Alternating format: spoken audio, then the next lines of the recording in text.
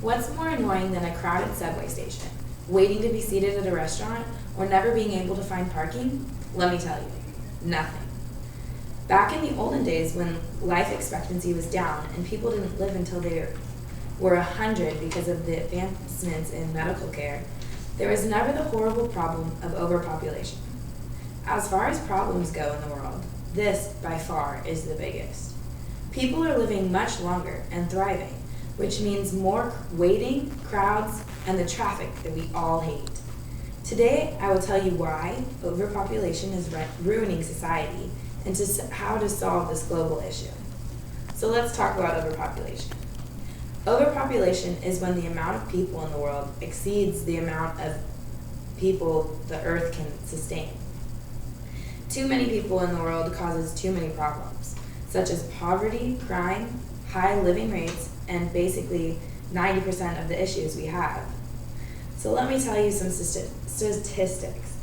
In 1960, the global population was a comfortable 3.036 billion, and currently there's a suffocating amount of 7.125 billion. This means the population has more than doubled.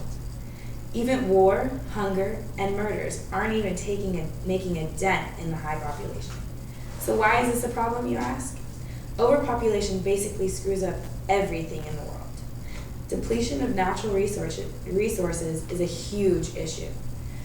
The amount of people exceeds the amount of resources that the earth is capable of producing. This means that there's more people on earth than the earth can handle. Basically, Mother Nature is telling us there are too many people. Rise of unemployment caused by overpopulation causes poverty and mass amounts of it at that. Overpopulation also leads to a higher cost of living, which makes it impossible for those stricken with poverty due to the unemployment to find a home, which leads to streets lined with homeless. So how do we deal with this crisis? Many people are important to our society, but some are not at all, such as the weak, stupid, and poor. The only solution to this problem is obviously a worldwide Hunger Games. The catch? Everyone has to take an IQ test, an agility test, and a test to measure their economic capability or their ability to make money. The top 50% scores on the test get to leisurely watch the games while eating popcorn, while the bottom 50% fight for their lives. Out of the 3.5625 billion people in the bottom 50% that will participate, the last 5,625 people will be allowed to re-enter society. According to Darwinism, this would have happened either way had it not been for the unfair advantages such as medicine.